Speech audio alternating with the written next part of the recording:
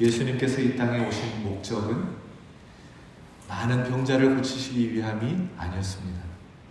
오병이어의 기적을 베푸셔서 많은 사람들을 먹이기 위해서 이 땅에 오신 것이 그 목적이 아니었습니다. 예수님이 이 땅에 오신 목적은 십자가를 지시기 위해서 오셨습니다. 십자가를 지시고 그 십자가를 통해서 하나님 앞에 갈 수 없는 죄인들에게 대로를 만들어 주시고 그 십자가 보혈을 통해서 그 거룩한 하나님과 만나고 영원히 살 수 있는 길을 만들어 주시기 위해서 주님이 이 땅에 오셨습니다. 믿으시는 분만 아멘 합시다. 아멘. 아멘. 그런데 마가복음 1장에서 8절까지 단 한 번도 십자가 이야기를 안 하십니다. 왜 예수님은 1장부터 하셔야 할 그 중요한 십자가 이야기를 왜 8장에서까지 단 한마디도 언급을 안 하시는 것일까요? 마태복음 16장이 동일 본문이에요. 마태복음 16장도 마찬가지입니다. 16장 20절까지 21절부터 십자가 이야기가 나오는데 마태복음 16장 20절까지 단 한마디도 예수님은 십자가 이야기를 하지 않으십니다. 그러다가 마태복음 16장 21절에 이때로부터 라고 말씀하시고는 드디어 십자가 이야기를 꺼내십니다. 예수님이 그전에는 한 번도 십자가 이야기를 안 하시다가 작정하시고 마태복음 16장 21절에서부터 십자가 이야기를 하신다라는 것이죠. 오늘 본문도 이제야 비로소 십자가 이야기를 시작하십니다. 십자가를 진다. 너희도 십자가를 지고 나를 쫓아와라, 나를 따르라 하는 그 십자가 지는 사건은 아무 때나 이야기하지 않으시고 8장에서 이야기하고 계신다는 거예요. 마태복음 16장에서 이야기하고 계신다는 것입니다. 그 이유는 십자가를 지기 위해서는 반드시 갖추어야 할 조건이 있기 때문이었습니다. 여러분, 십자가는 아무나 질 수 있는 것이 아닙니다. 그러면 마가복음 1장에서부터 8장까지는 예수님께서 무슨 일을 행하셨습니까? 마가복음 1장에서 보면 회당에서 예수님께서 많은 병자를 고치십니다. 베드로 장로의 열병도 고치시고 많은 문둥병자도 고치시고 2장에서는 중풍병자도 고치시고 마가복음 3장에서는 한쪽 손 마른 사람을 고치십니다. 마가복음 4장에서는 바람과 바다를 잔잔케 하시고 물 위를 걸어오시는 장면이 등장을 해요. 마가복음 5장에서는 거라사 군대 귀신 들린 사람을 고치시고 12회를 혈루증으로 앓은 그 여인을 고치시고 야이로의 딸을 살리십니다. 마가복음 6장에서는 보리떡 5개와 물고기 2마리로 5,000명을 먹이시는 그 놀라운 일을 행하십니다. 7장에서는 수로보니게 여인, 흉악하게 귀신 들려 있는 그 여인의 딸을 고치시는 장면이 7장에 등장해요.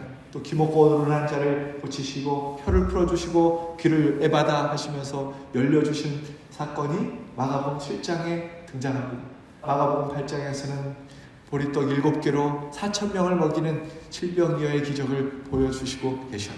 그리고 날 때부터 소경된 자 앞을 보게 하십니다. 마가복음 1장에서부터 마가복음 8장까지 주님이 무슨 일을 행하시는가? 기적을 행하셨다라는 것이죠. 너희들 봤지? 내가 많은 병자 고치는 거 봤지? 바다를 잠잠케 하는 거 봤지? 많은 병자들 다 질병이 깨끗이 고침받는 거 봤지? 귀신이 떠나가는 것 너희들 다 봤지? 소경이 눈을 뜨고 안진뱅이가 일어나고 문둥병자가 깨끗함을 받고 중풍병자가 일어나는 것 봤지? 죽은 자가 살아나는 것 너희들 봤지? 그리고는 제자들에게 8장에서 드디어 물으십니다. 너희들은 나를 누구라 하느냐? 라고 주님이 물으세요. 주는 그리스도시요 살아계신 하나님의 아들이십니다. 이 고백이 떨어지자마자 그제서야 비로소 주님께서 십자가 이야기를 꺼내 드시는 것입니다. 그러니까 지금 1장에서부터 8장까지 주님이 무엇을 보여주고 계시는가? 내가 전능하신 하나님이란다. 내가 전능한 하나님이란다. 이것을 보여주고 계신 것입니다. 죽은 자까지도 살려내시는 분, 전능자, 능력의 하나님이심을 예수님이 보여주고 계신다는 것이죠. 그러면 왜 십자가를 이야기하기 전에 이 능력을 먼저 이야기하고 계시는 것일까요? 왜 기적만을 일으키셨을까요? 제자들에게 무엇을 보고 보여주고 싶으셨던 것일까요? 지금 내가 지는 이 십자가는 능력이 없어서 지는 십자가가 아니란다. 주님이 이거 보여주고 싶으신 거예요. 이 십자가는 귀신을 쫓아내고 병든 자를 고치고 바다를 걷고 죽은 자를 살려내는 초자연적인 능력을 행하시는 그 하나님의 아들이시는 것이고, 능력이 없어서 힘이 없어서 피할 길이 없어서 지혜가 없어서 지는 십자가가 아니란다. 이거 주님이 가르쳐주고 계시는 것입니다. 비록 잡히고 조롱받고 수치를 당하고 모욕을 당하고 계시지만 능력이 없어서 무능해서 지는 십자가가 아니라는 것을 주님이 깨닫게 해주고 계시는 것이죠. 살아계신 하나님, 전능하신 하나님, 모든 일을 가능케 하신 하나님을 만난 경험이 없는 사람에게는 이 십자가를 지는 것은 능력이 없어서 지는 것이 십자가인 것입니다. 그래서 너무나 비참하고 슬픈 것이지. 그러나 살아계신 하나님, 전능하신 하나님을 삶의 현장에서 경험하고 만난 사람, 체험한 사람에게는 이 십자가는 능력의 십자가가 되는 것입니다. 그러면 누가 이 십자가를 질 수 있는 것입니까? 예수 그리스도의 전능하심을 내 삶 가운데 직접적으로 체험한 사람, 전능하신 하나님을 만난 사람, 그 하나님을 믿는 사람이 이 십자가를 질 수 있다는 것이죠. 왜 주님이 수많은 기적을 보여주고 나신 다음에 주는 그리스도시요 살아계신 하나님의 아들이십니다, 제자들의 고백을 들으신 후에 십자가 이야기를 그때서야 꺼내시는가? 그 이유는 예수님의 전능하심을 맛보고 난 후부터 십자가를 질 수 있는 힘과 능력이 생긴다라는 것이죠. 지금 내가 주님을 위해서 고난당하고 있지만 주님이 능력이 없어서 나를 돕지 않는 것이 아니다. 주님이 힘이 없어서 나를 돕지 않는 것이 아니었구나. 아버지 하나님의 뜻을 이루기 위함이었구나. 이 사실을 깨닫고 난 후에 주어진 십자가를 능히 기쁨으로 감당할 수 있음을 오늘 성경이 우리에게 가르쳐주고 있는 것이죠. 그날부터 십자가는 영광이요 능력이 되는 것입니다. 사랑하는 여러분, 전능하신 하나님을 믿으십니까?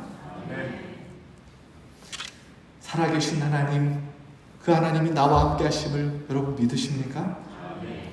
정말로 믿으세요? 오늘도 가장 좋은 길로 우리의 발걸음을 인도해 가고 계심을 여러분 믿으십니까? 오늘 이 저녁에 이 십자가가 예수님을 믿는 우리에게, 우리 모두에게 영광과 능력이 된다는 사실을 기억하고 내게 주어진 이 십자가를 기쁨으로 감당하실 수 있는 우리 유독의 모든 성도님들 되시길 예수 그리스도의 이름으로 축원합니다. 그런데 여러분 보세요. 예수를 믿은 지 30년, 40년, 50년이 넘었지만 이 마가복음 8장을 넘어가지를 못합니다. 무슨 말이냐면 십자가 지는 삶이 없어요. 매일처럼 기적만 구하는 삶으로 거기에 머무르고 맙니다. 수십 년 예수 믿었는데, 주님 우리 집에 경제적인 문제가 어렵습니다. 오병이어의 기적을 베푸셨던 주님께서 오늘 우리 가정에 기적을 베풀어 주옵소서. 그리고 끝난다는 거예요. 십자가 지는 삶까지 이어지지 않는다는 거예요. 수십 년을 예수를 믿어도 이 마가복음 8장을 넘어가지 못합니다.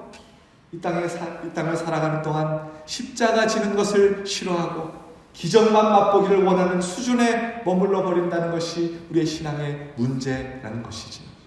주님은 우리에게 하나님의 그 전능하신 능력과 살아계신 하나님이 나와 함께 하신다는 것을 믿는다면 오늘 마가복음 8장을 넘어가라고 권면하고 계십니다. 십자가 지는 삶을 살라고 우리에게 명령하고 계시는 것입니다. 그 살아계신 하나님을 만났다면 이제부터는 십자가 지는 삶을 살라라는 것이죠.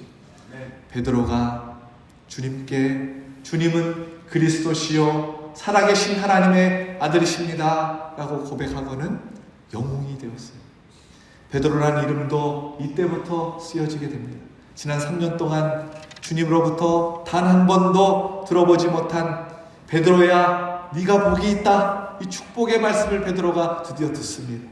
그랬던 베드로가 주님이 십자가 지시겠다고 말하자마자 어떤 반응을 보이는가? 32절 말씀 우리 함께 봉독합시다. 시작. 드러내놓고 이 말씀을 하시니 베드로가 예수를 붙들고 항변하매. 아멘.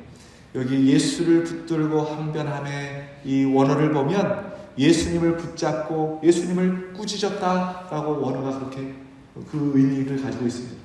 예수님께서 바람과 바다를 꾸짖어 잠잠하라 고요하라 이렇게 하셨듯이 이 꾸짖었다는 단어가 예수님을 그 단어로 지금 꾸짖고 있는 것입니다. 베드로가 예수님을 대놓고 꾸짖고 있어요. 주님 무슨 소리십니까? 주님 여기서 그런 소리 하시면 안 됩니다. 만왕의 왕이 되어야 하실 분이 무슨 십자가를 진다고 하십니까? 절대로 그래서는 안 됩니다. 그랬다는 것이죠.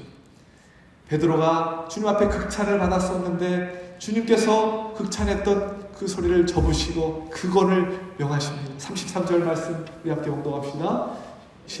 예수께서 돌이키시사 제자들을 보시며 베드로를 꾸짖어 이르시되 사탄아 내 뒤로 물러가라. 내가 하나님의 일을 생각하지 아니하고 도리어 사람의 일을 생각하는도다 하고. 아멘. 주님의 이 말씀 속에 주님이 왜 십자가를 져야 하는지 우리에게 가르쳐주고 있어요. 그리고 이 그리스도의 십자가가 왜 기독교인의 십자가가 되어야 하는지를 우리에게 가르쳐주고 있습니다. 주님께서 십자가를 지는 그 일이 하나님의 일이라고 우리에게 가르쳐주고 있습니다. 그 일은 하나님께서 맡겨주신 사명이라는 것이죠. 그래서 그 일을 해야 하는데 그 일을 막는 것은 사탄의 일이다라고 지금 베드로에게 말씀하고 있는 것이죠. 주님은 모여있는 무리와 제자들을 향해서 너희도 나를 따라 십자가를 지라고 명령하십니다. 34절 말씀 함께 봉독합시다. 무리와 제자들을 불러 이르시되 누구든지 나를 따라오려거든 자기를 부인하고 자기 십자가를 지고 나를 따를 것이니라. 아멘. 주님이 말씀하신 십자가, 그리스도인이 져야 하는 십자가는 어떤 십자가인가? 먼저 자기를 부인하고 자기를 부인하라는 것입니다. 자기를 부인한다는 이 사전적인 의미는 자기를 나타내지 않는 거예요. 나를 드러내지 않는 거예요. 사람들에게 인정받으려 하지 않는 것이 자기를 부인하는 삶인 것입니다. 영국의 신학자이고 목회자였던 존 스토트 목사님께서 그리스도의 십자가라는 책에서 자기 부인은 곧 자기 희생이다 라고 말씀을 하고 있어요. 여러분, 자기 희생은 자기를 희생하지 않고는 십자가를 질 수가 없습니다. 예수님께서 자기를 희생하셔서 목숨까지도 내버리셨던 것이 이 십자가 사건이죠. 그래서 십자가의 본질은 곧 죽음입니다. 그러므로 이 십자가가 주는 영적인 의미는 죽음을 경험한 사람만이 주님을 따라갈 수 있다라는 것을 우리에게 가르쳐주고 있습니다. 여러분, 죽은 사람의 특징이 무엇입니까? 죽은 사람을 한 번도 안 보셨나 봐요? 죽은 사람 여러분 보셨어요? 송 목사는 여러 번 경험을 해서 죽은 사람의 특징은 반응이 없다는 것입니다. 몸이 바닥에 굳어요. 반응이 없어요. 어떠한 주변의 반응에도 반응하지 않습니다.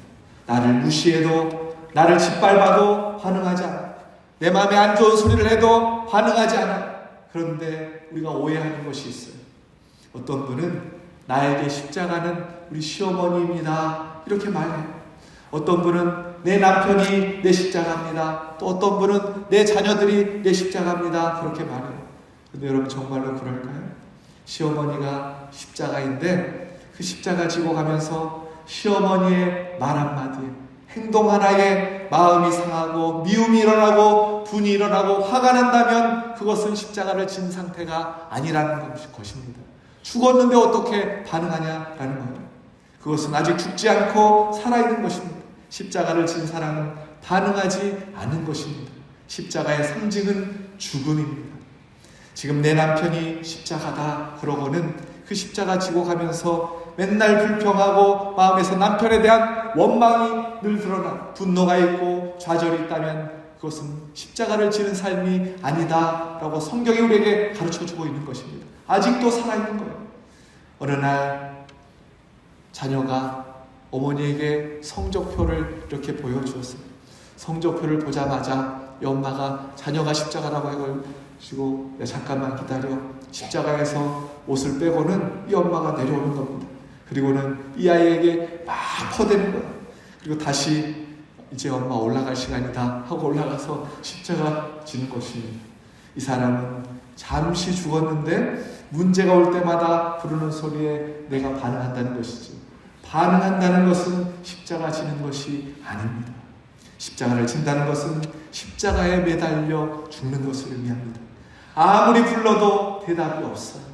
아무리 나를 모욕해도 반응이 없는 거예요. 이것이 십자가 지는 삶이라고 오늘 주님이 우리에게 가르쳐주고 있어요. 주님을 따르는 사람을 우리는 제자라고 불러요. 그런데 나를 따르는 길은 십자가를 져야 한다는 것, 죽어야 한다는 것입니다. 십자가에 매달려 있어야 한다라는 것을 주님이 우리에게 명하고 있습니다. 그렇다면 예수님을 따라간다는 것은 더 깊은 의미로 무슨 의미인가? 죽었는데 여러분 어떻게 따라갈 수 있습니까? 나는 죽었습니다. 나는 반응하지 않습니다. 그렇게 고백했는데 그럼 어떻게 따라갈 수 있다는 말입니다. 여러분, 우리의 마음에는 문이 하나 있습니다. 근데 이 마음의 문에 어느 날 남편이 노크를 해요. 남편이 똑똑똑 노크를 할 때, 이전에는 막 달려가서 내 마음의 문을 내가 열었지만 내 십자가를 지는 삶은 이런 거예요. 내가 만나는 게 아니라 주님이 만나는 거예요. 주님, 내 마음 문을 주님이 열어주세요. 내가 열어주면 내가 만나는 것이지만 주님이 열어주면 주님이 먼저 만나는 것이 되는 것이지.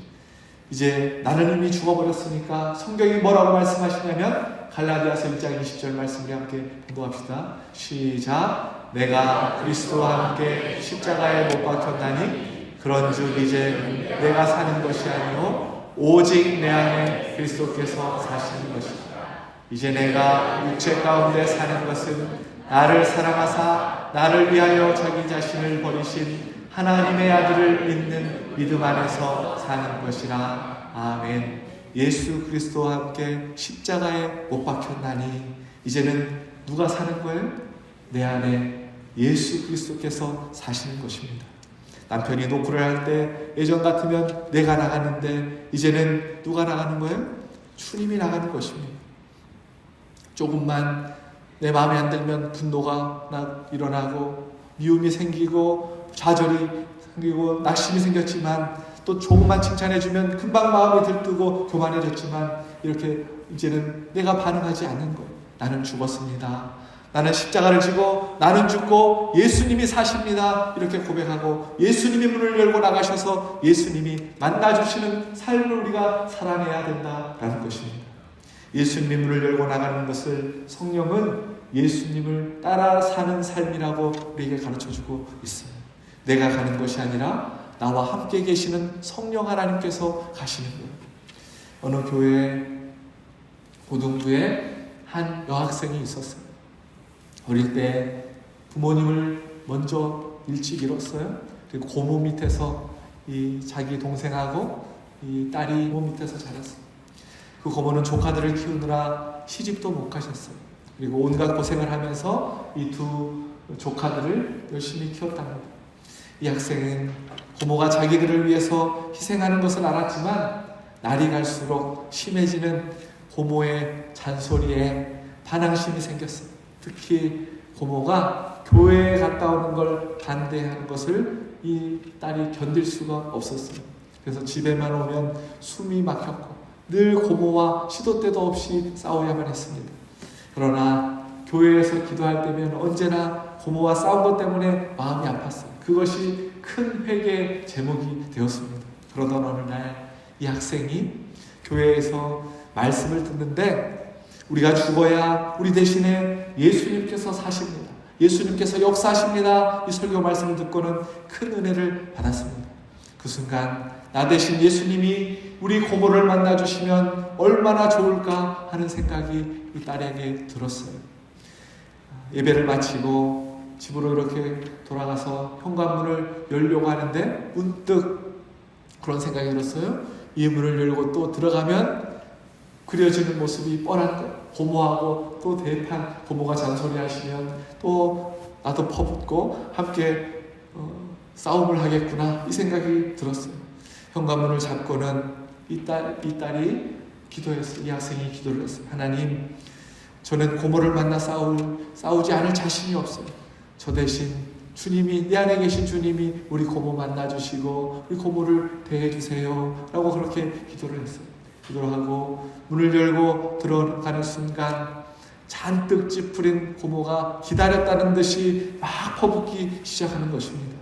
영락없이 잔소리를 퍼붓기 시작했어요. 그런데 잔소리를 듣던 이 학생의 마음이 이상하게도 전과는 달랐습니다. 전 같았으면 같이 자기도 고모에게 막 퍼부었을 텐데, 반항을 했을 텐데, 그날은 잔소리를 퍼붓는 이 고모의 얼굴에 주름진 것이, 이 주름살이 자기 눈에 들어왔어요. 학생의 눈에서 그 고모의 주름살을 보고는 자신들을 키우면서 저렇게 우리 고모가 주름살이 졌구나, 이 모습을 보고는 왈칵 눈물이 솟구쳤습니다. 자기에게 소리질러 대는 고모를 이 학생이 끌어안았어요. 그리고 깜짝 놀라는 고모에게 말했어요. 고모 왜 이렇게 주름이 많아? 우리 때문에 너무 많이 늙었구나. 고모는 전혀 예상하지 못했던 이 조카의 반응 때문에 당황했어요. 그 순간 가슴속에 응어리졌던 것들이 풀어지는 것 같은 느낌이 들었답니다. 그날 고모와 조카가 서로 붙들고는 한참을 울었대요. 예수님께서 이 조카를 통해서 한 여인의 삶을 치유하고 해방시키는 순간이었습니다. 그날 이후 이 고모는 조카를 따라 예수를 믿고 교회에 나가 예배드리기 시작했다고 합니다. 여러분, 주님을 따른다는 것은 나는 죽고 내 안에 예수님이 사는 삶을 의미합니다. 나는 이제 십자가에 죽었습니다. 여러분, 아멘이십니까? 아멘. 절망할 수밖에 없는 상황 때문에 우리의 마음이 무너져서 얼마나 많이 하나님의 마음을 아프게 했습니까? 매일처럼 우리가 마귀한테 져버렸어요. 마귀가 시험하면 자꾸 우리의 약한 부분을 건들면 우리는 넘어지고 말았습니다. 왜냐하면 내가 나갔기 때문이지, 내가 아직도 살아있었기 때문이지. 사랑하는 여러분, 오늘 이 시간 이후부터는 누가 나의 문을 두드려도 예수님으로 나가게 하실 수 있기를 소망합니다. 그때 여러분의 삶의 현장에는 반드시 십자가를 통한 능력과 하나님의 부활의 영광이 여러분의 심령과 가정과 삶 위에 넘쳐나게 될 줄로 믿습니다.